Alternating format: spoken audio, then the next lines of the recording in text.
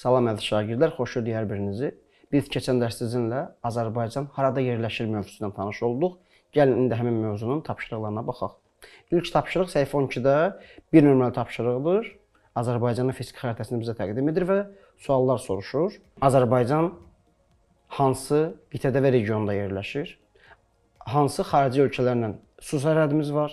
Hansı xarici ölkələrlə quru sərhədimiz var? Və bir də hansı xarici ölkələrlə həm su, həm də quru sərhədimiz var?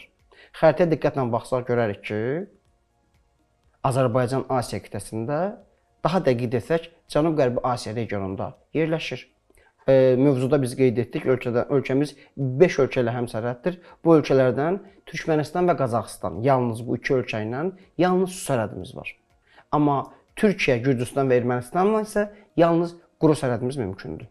Amma həm İran, həm Rusiya ilə həm su, həm də quru sərhədimizə malikdir.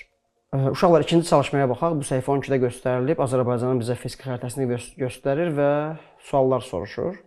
Xəritəyə əsasən qonşu ölkələri müəyyən edin soruşur.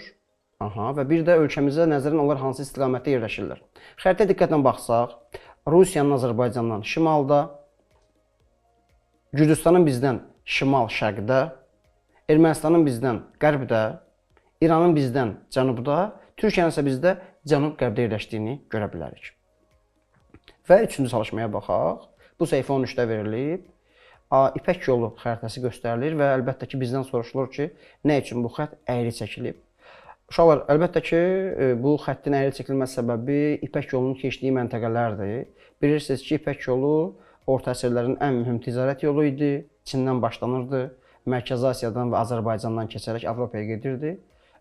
Yol niyə düz xətt üzrə çəkilmir? Çünki düz xətt üzrə çəkilməsi imkanı yox idi. Orada elə dağlar yerləşir, bəzən səhralar yerləşir, bəzən dənizlər var. Yəni biz yolu əlbəttə ki, düz xətt kimi uza bilmərik.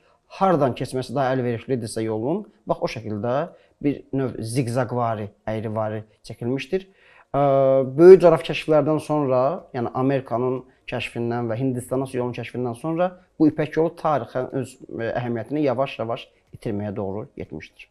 Tapşırıqlarınız daha bu qədər. Ümid edirəm mövzumuz effektiv oldu. Yeni məlumatlar öyrənmiş olduq sizinlə. Gəlin dərslərdə görüşənə qədər. Sağ olun uşaqlar.